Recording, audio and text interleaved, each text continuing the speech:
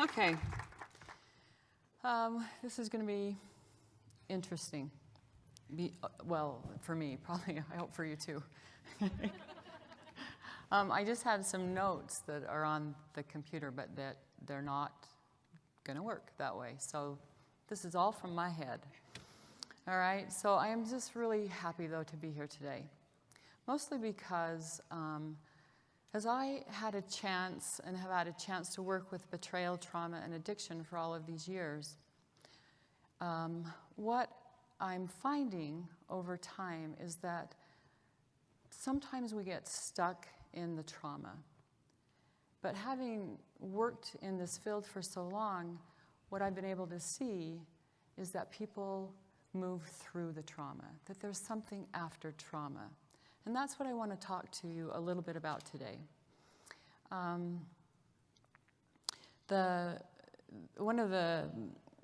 This idea of post-traumatic growth is such a fascinating idea, that something good and that you can grow from something that is so life-shattering, I think is a really hopeful message. So to tell you a little bit about positive psychology, because that's where this concept of post-traumatic growth comes from. But positive psychology is a relatively new field. I think the very first conference that they had on it, the first summit, was 1999. So it's, considering psychology, that's pretty new, right? But positive psychology studies, it's the scientific study of what makes life meaningful. Okay, so in psychology, we often study pathology, right? What's not working? But finally, there's a field that says, well, what if we studied what does work? What changes people? What contributes to resiliency? How do people move through really difficult things? And that's what positive psychology studies. So out of positive psychology comes the concept of post-traumatic growth. And again, post-traumatic growth is relatively new. They're still studying it. Right now they're trying to figure out if you're an extrovert versus an introvert. Does that make a difference? Does that impact how people experience post-traumatic growth? They're trying to figure out what's the role of negativity in post-traumatic growth. And they're trying to figure out if heredity has anything to do with people that experience post-traumatic growth. But the one thing that they know now with post-traumatic growth, and I think this is probably the biggest piece that I'm hoping to convey, is that pain doesn't end when growth begins. Okay? So sometimes I'll talk to people and they'll feel like, well, I'm not making progress because I'm still in so much pain. Okay? That doesn't necessarily hold true for post-traumatic growth, because what they're finding is it's a paradox that post-traumatic stress and post-traumatic growth happen at the same time. In fact, what they're finding is sometimes people will live, and those two are somewhat married for the rest of their lives. They will still have experiences of the traumatic event, but their lives will be changed and be much more meaningful because of the growth that comes through that event. Okay. One way of describing post-traumatic growth, well, rather than describing post-traumatic growth, it helps to understand the role of trauma, okay, before we talk about what are you growing from. Okay. This is a definition that I like. There's many definitions of trauma, but it's a unique and personal experience of an event, a series of events, an enduring condition, betrayal trauma, okay, addiction, okay, that is subjectively perceived as threatening and has the effect of overwhelming the individual's ability to integrate and regulate on all levels. I cannot regulate emotionally, physically. That just disrupts the whole system. And people that have gone through betrayal trauma know this. You just can't manage anymore. It's too big.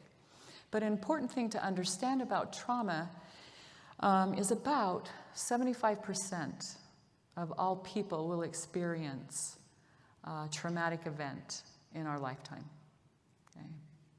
At least one, and sometimes more than one. And what that means is 1 out of 5 people at any given time are going through a traumatic experience. That can be betrayal trauma, that can be divorce, that can be separation, that can be an illness of a loved one, that can be the death of somebody close to us, that can be a natural disaster. Okay? So we don't really get to live without experiencing trauma at one point or another. And I don't know if that helps or if that makes you feel bad, okay? But for whatever it does, you're not alone, okay? So, one author talked about post-traumatic growth, and he related it to trees in a storm. So, think of a tree in a storm, and the winds blow, and the tree stands relatively firm and weathers the winds fairly well. Okay, see, is that like the wind is blowing on the screen? Like, is that so cool? Yeah, that's why we had to wait to get this presentation going. Okay, but what this author said was that is one group of people who weather traumatic events. And when the wind stops, they've not been affected. They've been very resilient to the trauma. And then he said, we'll take a second group of people. And as the storm comes, the tree bends, and it's blown in the wind. And it loses some of its leaves and its branches. And he said that's a second group of people who go through trauma. And when the wind stops, they find that they're able to rebound, or they're restored, okay? And they continue on. Okay? And it would be nice to be one of these two type of people. Okay? But typically, betrayal trauma throws you into a third type of storm. Okay? So imagine another storm, and in this storm, the tree is blown and buffeted. And maybe the tree isn't in a forest, so it's not supported by the other trees. Maybe it hasn't had good sunshine. Maybe the storm has been relentless or cyclical. But for whatever reason, maybe, there it is. Wait for it, it's pretty good. But for whatever reason, in this type of trauma, when the winds stop, the tree has been changed. And it doesn't come back to its original shape or form. Okay? It continues to grow, and over time it grows over its wounds and where the limbs have been broken off, but it never goes back to its original shape. And that is, it's to these type of people that the term post-traumatic growth applies. That they have been shaped and changed by the events that have occurred. They don't stop growing, and often they become incredibly unique and beautiful from the experiences that they've had. But they're never restored to what they were before. And another way of looking at that is to understand the idea of a construct. Okay? So all of us, as we grow up and learn and develop, we create a construct about our world. So it means this is how our world works. Okay? And within my construct, I have an identity. And I make assumptions about myself and my world in this construct, if that makes sense. Okay? And so typically when hard things happen to us, actually, let me go back. So in my construct, I can believe certain things. I just remembered that this is where the slide goes. Okay? For instance, I can think to myself, you know, I'm a good person, the world is semi-safe, it's getting a little less safe, but in my construct, I feel like if I do what's right and I work really hard, then I'm going to be successful. Okay, so say that's a construct that we can have about our lives and our world. Okay? And when hard things happen, we can assimilate the hard thing into our construct. An example of that, probably 2.5 years ago now, both of my parents passed away within 7 weeks of each other. They'd been married for over 65 years, and the day after my mother's funeral, my father suffered a massive heart attack and then died 6 weeks later. And within my construct, even though that was a difficult event, I had a place to assimilate that. I understand that parents age and get sick and pass away at some point. And I had a spiritual construct within my construct that allows me to believe that we go on living after we die and that hopefully they're together. Okay, so I could weather that relatively within my construct. But what happens sometimes with betrayal trauma is we have no place for our construct to put that in. Okay. And so it shatters our construct. Okay. And that's why I'll meet with women and they'll say, I have no place to understand this. I have no point of reference to even begin to understand how this was going on in my relationship, and I didn't know. Okay. And if you think about it, if it shatters the construct, it's also going to shatter your identity, that assumptive self within the construct. Okay. And that is why people sometimes don't understand. It's like, well, why can't you just get over this? And it's not just getting over something. It is this now task that a partner often has, that you have to rebuild an entire construct. And you have to find your identity again within this new construct. Okay. And that's not an easy thing to do, and it's often very painful.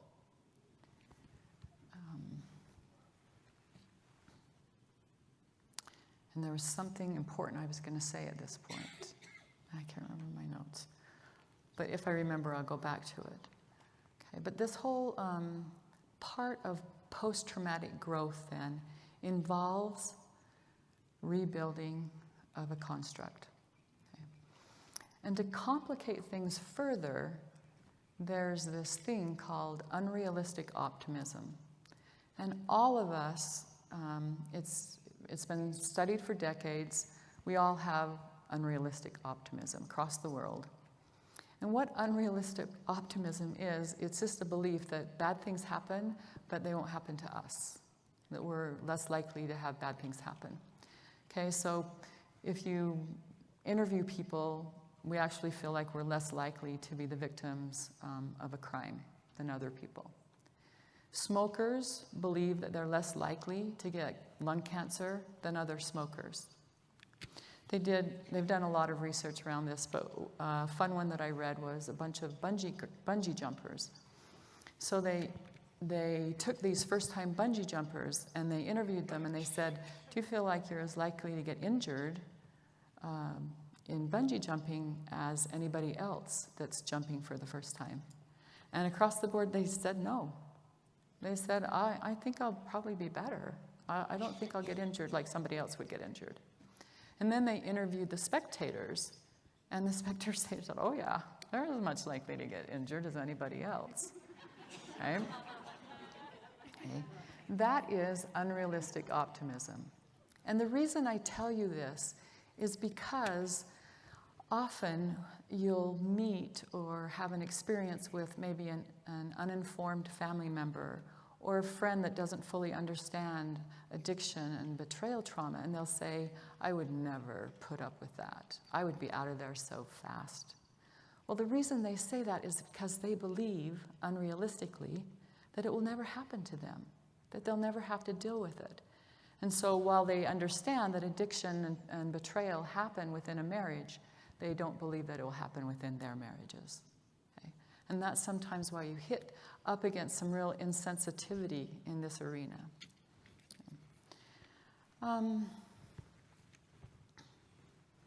So, this whole idea of building a new foundation in an effort to move towards growth and something positive. And it takes a long time. But what happens is people begin to do that and they abandon the old construct and begin to pull from it, okay, I'm gonna take these things now. But instead of assimilating, people end up having to accommodate, if that makes sense. So what people end up doing is you take and have to accommodate into this new construct that this idea that sometimes good people can tell lies. Or you have to accommodate, I can love and be loved by someone with a sexual addiction. Or you sometimes have to accommodate this idea that in order to heal, I may have to leave. Okay? And so that's part of creating and building a new construct. Okay? I have many women that say, I've had to accommodate that while my husband had this addiction that I didn't know about, he was also a really good parent and very active in his faith. Okay? And that never fit in the old construct. And so now there's this accommodation of having to open up and decide, what do I do with this and how do I accommodate this?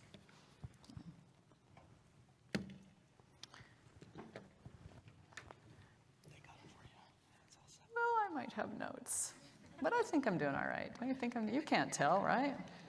You have no idea that you're missing out part of this. All right. Okay. Now it's going to make me confused because I think I'm going to rely on my notes. Okay. So, as you begin to build a new construct and gather information and understanding, what happens for a lot of women in the beginning of this process is they go from this idea of I was not enough for him to nothing would have been enough for him. Okay. And that's a big piece of information to change that whole experience. They move from, this is about me. Dr. Skinner said I wasn't aware, I wasn't sexy enough, I wasn't thin enough, I didn't cook well enough. I mean, we fill in the blanks with that. But it moves into this place of, oh, this is about him. This isn't about me. And often when I talk to women about this and I try to help them pull back from that ownership about this is not about you, I often say, but it should have been about you. That's where the betrayal comes, is our intimate life, our transparency within our relationship should have been about the relationship. And that's where a lot of the betrayal comes. Okay. Oh, things move from my life has been a lie. A lot of women, when you find out, you're saying, so everything's been a lie. I have pictures on the wall and we look happy. And I'm thinking maybe we weren't and I didn't know it. But that changes to an understanding of, oh, but my life was authentic. I was living a very authentic life. I was doing what I could to be engaged and to raise kids and to connect. Okay? And it moves from a sense of I'm helpless in this to I can protect myself. I can learn about boundaries.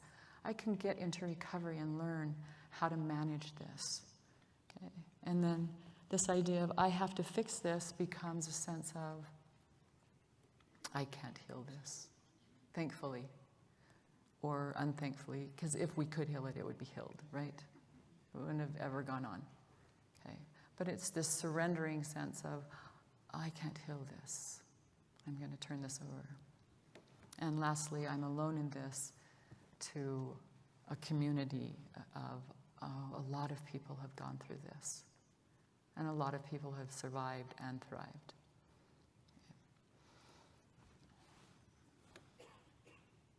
Okay. There's a concept that's fairly new. There's a psychologist named Carol Dweck out of Stanford, and she's done a decade of research on this idea of a mindset. So come to find out, we all have a mindset. Sometimes we have a mindset across the board that is fixed, and sometimes we have what's called a growth mindset. Or sometimes there are certain areas that were fixed, and certain areas that we have more of a growth mindset. I would recommend for any of you that are interested to read her book, because she does a great job with this. But I put this into the presentation because I think mindset and how we approach recovery and this idea of building a new construct goes a really long way, and it helps with post-traumatic growth. But a fixed mindset is basically that we believe that our traits, our strengths, our personality, our intelligence, our morality are fixed. It is what it is. This is who I am. I can't really change. I'm probably not going to try new things because I might fail and I don't want to have those experiences. So I have to protect who I think that I am. And it's kind of set in stone. Okay. A growth mindset feels like, if I work really hard and I'm really dedicated, I can learn new things. I can change. Okay. So with a fixed mindset, what happens is people also judge themselves and label themselves. And so they get stuck in the trauma. I was talking with a woman recently, a client that is probably divorced for 6 months. And she's starting to kind of get her feet underneath her, and her husband decided not to pursue recovery. So it's been very difficult, obviously. And I asked her the other day, how are you viewing the divorce? How are you seeing that now that you're a little bit out? And without even taking a breath, she said, "Oh, I'm a failure. I failed my marriage." Okay. That is a fixed mindset. There's no space in there to be able to crack that open and say, that's probably not the label that you want to carry with you. I was at a trauma conference yesterday, and the presenter talked about sometimes we get stuck in our trauma identities. Okay? And a fixed mindset will get you stuck in a trauma identity. And he said in some of his trauma groups, he'll ask people to just think about how they would describe themselves or introduce themselves on a dating website. Okay? And people that are stuck in their trauma will say, I was cheated on by a spouse, and I've gone through betrayal trauma, and now I'm really injured. Okay? Which may be true, but you probably don't want to put that on a dating site, right? Because there's other things about you, but that's kind of the label that sometimes a fixed mindset will stick us in. I'm the wife of an addict. Okay? Once an addict, always an addict. Okay? It's that locked in. But the growth mindset allows us to learn and change, and even from our pain, we're able to be able to go forward and say, this experience happened, but I'm so much more than that. And that becomes part of the journey of post-traumatic growth. Okay? And having a growth mindset will contribute to that and help you along the way. So, I'm not supposed to tell you that a growth mindset is a doorway to hope. Okay. So, in the study of post-traumatic growth, and there isn't a checkbox, so I want to go through these categories, but it's not like if I do this and I do this and I do this, then I'll experience growth. What they're kind of finding is as people work and experience, these are things that show up in their lives. So it's not a real clear-cut process. Okay. But what happens and what they have noticed are people do go through processes. So what they measure with post-traumatic growth is after the traumatic event or events, people end up with a different appreciation of life. Okay. Life feels more meaningful to them. Okay. They have come up with and found new possibilities in their lives that have grown out of the trauma. They've recognized and developed strengths that they didn't realize that they had, or they've relied on the strengths that they did have. Their relationships feel more meaningful and more important, and they've changed often their relationship with their higher power. Okay. And the processes that people go through for this is, and it's, again, it's not always linear. This happens at the same time, but you need a time to grieve, a time to process, a time with self, a time with others, and a time with God. Okay, so this whole idea of grief, okay? There is a lot of grief with betrayal trauma. And let me just add this in. I'm speaking about betrayal trauma here, but I could be speaking about sexual addiction as well. Okay? Addicts are traumatized. Okay? If you can imagine carrying such a secret and such a burden and trying to live in a world where you hide that and don't know how to get the help that you need, it's trauma. It may not be capital T trauma, but it's a little t trauma. Okay, so I know I'm speaking more about betrayal trauma, but this can very much apply to those struggling with addiction. Okay, so this idea of grief, we need time to grieve when we've been hurt. That's just what human beings do, and we need to facilitate time and space to do that. And the thing about, there's a lot to be sad about. There's so many losses. Betrayal is loss. I lost the possibility of what I thought our relationship was. I lost trust. I lost a sense of myself. I just lost my whole construct of my world. Okay? And so there needs to be time to grieve. And that's a really important part of moving toward post-traumatic growth. And part of that grieving, I've always said, you can't shortchange grief. It doesn't go away.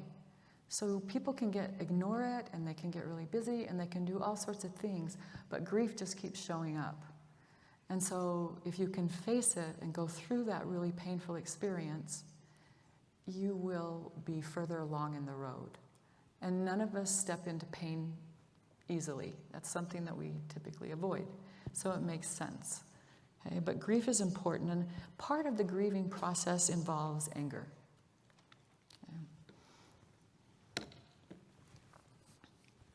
Anger. Okay, so about a year ago or so, I was working towards a certification in a trauma clearing technique called lifespan integration. And in order to get certified, I had to meet with, had some supervisors. And lifespan integration, there's a lot of different techniques that clear trauma. But in this one, clients go back in their minds to a traumatic event or situation. They bring their adult self in.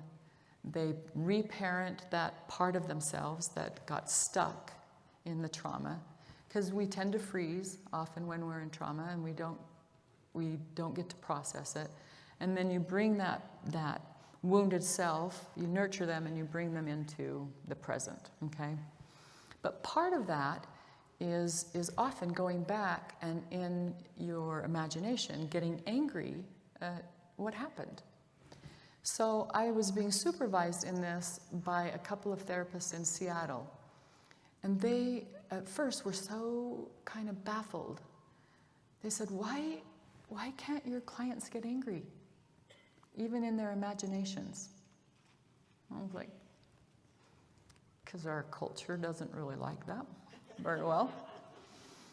And come to find out, we don't really have, our culture doesn't have a very good construct for anger. Okay, and sometimes we even shame people into premature forgiveness in order to have our support. Okay. But grief and anger get trapped in the body. Okay. And they come out. It comes out sideways. It can end up being very forgiving, but you're screaming at your children all day long. It can get turned inward and become a really heavy depression and sadness that you can't seem to shake. So there has to be a place to accommodate anger. Okay? And it's a survival emotion. It helps us say, hey, that's not okay with me. Okay? And so in this process, in working with clients, sometimes I'm coaxing them. Can you say the harshest thing you could say? What? I know you don't want to do this, and this doesn't really fit with who you are, but in your imagination, can you pick up a pillow and hit that person? Okay. Can you express it somehow? In Seattle, they're like, yeah, I took a gun and I killed him, shot him to pieces. Or the police came in and arrested that person and hauled him off to jail. You know, and I'm like, can you hit him with a pillow? Anything? Okay. So, but it really is telling that there is some work here to do on how to manage and process anger. Another, the next one is time to do something. Taking the time to process. So the literature about this and post-traumatic growth is they call it deliberate rumination. And deliberate rumination is not thinking about the trauma the way that sometimes happens when you are recently betrayed and you obsess and you can't go back and you keep thinking about it and thinking about it. But deliberate rumination is taking the time needed, and often it's a lot of time, to begin to sort through, what do I do with these events that have happened? What do I hold on to from the old construct and move into the new construct? What do I not take with me? What does this mean for my life? Okay. It's why journaling is such a great activity to do. You know, they found in telling your story that people get in touch with their emotions when they journal. But we use a different part of our brain when we talk. Okay? And so to get with a group of people and talk about your story is really important. But if you want to do some processing of your emotions, it's important to journal just to yourself. Okay. Well, this computer just went dead, so all right. So I was talking with one client, and she said, you know, they'd been in recovery, she and her husband, for quite some time, and she said, I have been reading and thinking about forgiveness now for almost 6 months. This is deliberate rumination. I feel like I have to understand this, she said, in order to move forward in my own life, with or without my partner. And she wasn't sure at that time if the marriage was going to stay together. Okay, so taking the time to do that. Another woman who had been separated for a year and decided to get back with her husband said, I have decided in thinking that I am going to forgive everyone ahead of time, in advance of all the insensitive and inappropriate things they're going to say when they learn of my situation. taking the time. I had another couple who, they got into recovery. There was this disclosure. He didn't fully disclose everything. And they went for several years. And then he was discovered again. And it was pretty awful. But then he actually got into recovery at that point. And she separated and thought about it and was considering a lot of options. And finally she said, you know what? She says, it's been years in between these experiences. But with this relapse, she said, I'm beginning to see how harsh and shaming I've been. So despite the outcome, she said, it's something that I want to change about myself. Okay? That's deliberate rumination. Taking the time to go, how do I move forward? What is that going to look like?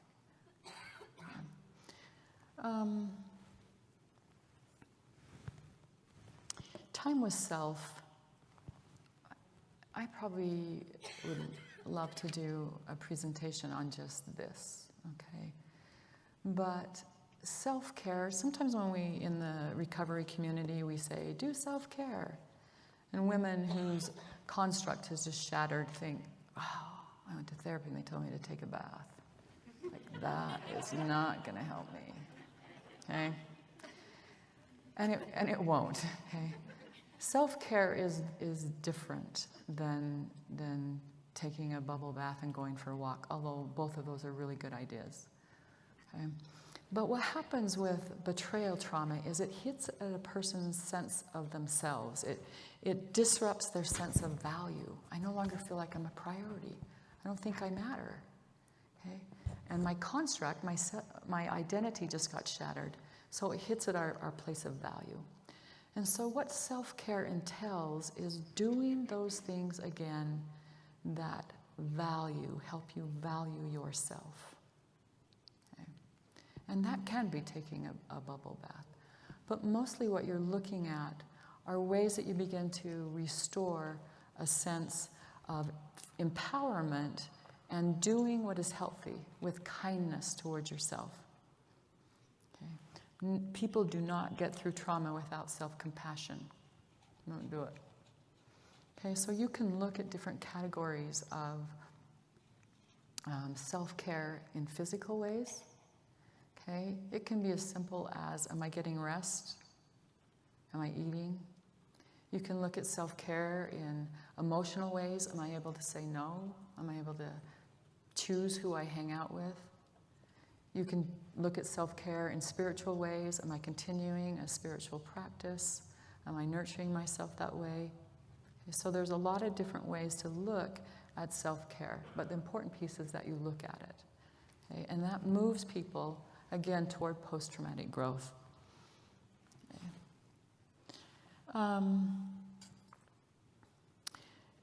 You can't really say enough about support. Okay?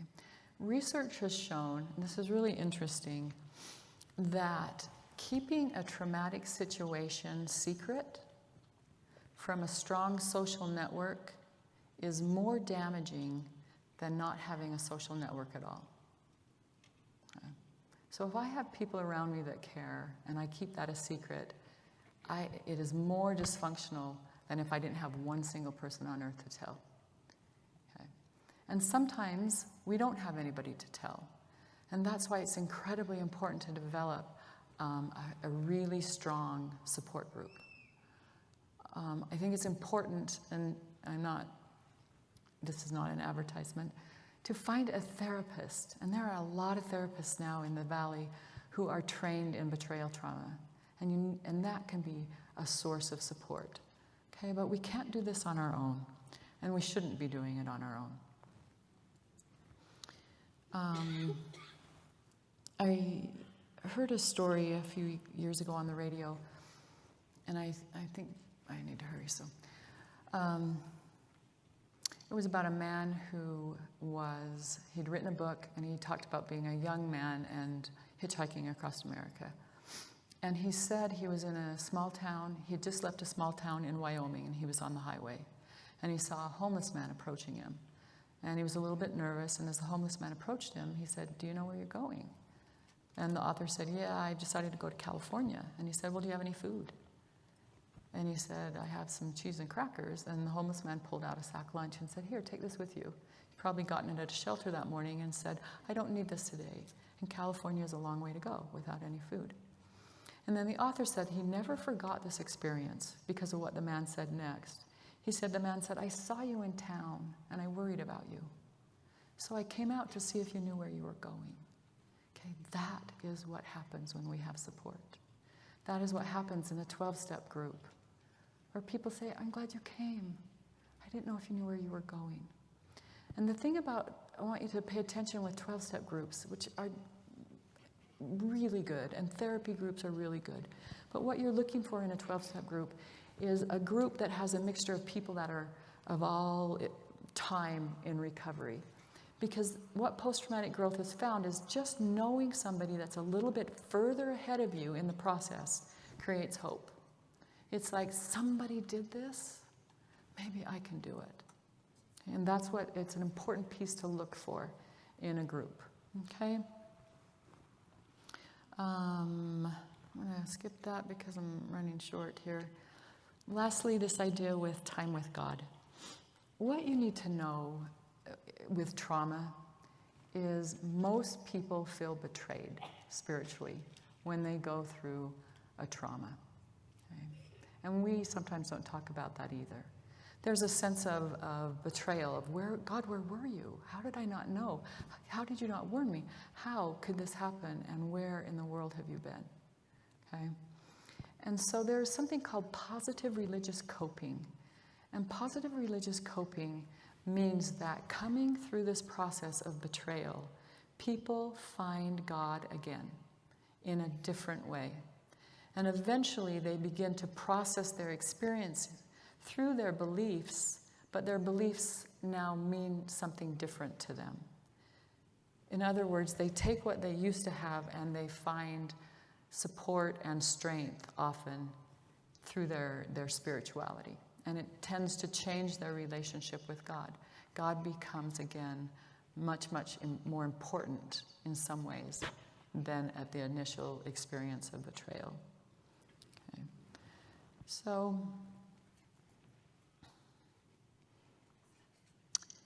it takes time. Okay, none of these trees were able to grow up quickly through their own traumatic experiences, but they did grow, and they're pretty unique. And there's really no fast forwarding. They did a really fun study, and they took, I don't know how fun it was for some of the people, but they had 3 groups of people. Some that had won the lottery, an average of $6 million. Another group who had suffered a spinal cord injury and would no longer be able to walk. That's why it's not fun. And then just another group, whatever they call that, the group of people that aren't the standard group. I forgot the word. Thank you, control group. Okay. And they interviewed them after a year. And the people that were the happiest, guess who it was? Don't you wish? No, it was the millionaires, of course, right? They were 78% happier than the other groups. But 15 years later, when they interviewed those people, their level of satisfaction, all 3 groups, was very similar. And what they found, though, was the spinal cord injury group was actually more satisfied with life, appreciated the day-to-day more, and had better relationships. That was the group that experienced post-traumatic growth. Okay, so I know that we're just about out of time, so I was going to give you a couple of examples. But if you're thinking, who has experienced post-traumatic growth? Think, I know many of you know Real and Steve Croshaw. Theirs is a story of growth. Okay, I think 12 years out, around there. But that's that if you talk about something that is meaning in their lives, what they created from this experience. Okay. When I talk to my clients, I would ask them, recently, have you noticed in your own life growth? And inevitably, I've gone back to school. I can stand up for myself. I have boundaries now. I'm able to receive support where I wasn't able to do that before. All of these are moments of growth. Okay? So just to end, I think J.K. Rowling said it really well in a commencement speech back in 2008. She's the author of the Harry Potter series. And she talked about her life as it was a colossal failure before she had written any of her books. And she said that the thing that did to her was she said it was her worst nightmare had come true, and she'd survived it. And then she said that the beauty was that rock bottom became the solid foundation upon which she rebuilt her life. Okay. And that is, I think, the story of post-traumatic growth. And what I am finding in this community is that is your story. That over time, relationships will mean more to you, that life will be more meaningful, that you will have connections that you didn't have before, and that hopefully you will recognize the strengths that you have that you never knew you even possessed. Okay? And that is my hope for you, and I know that that is possible. Thank you for letting me be here today.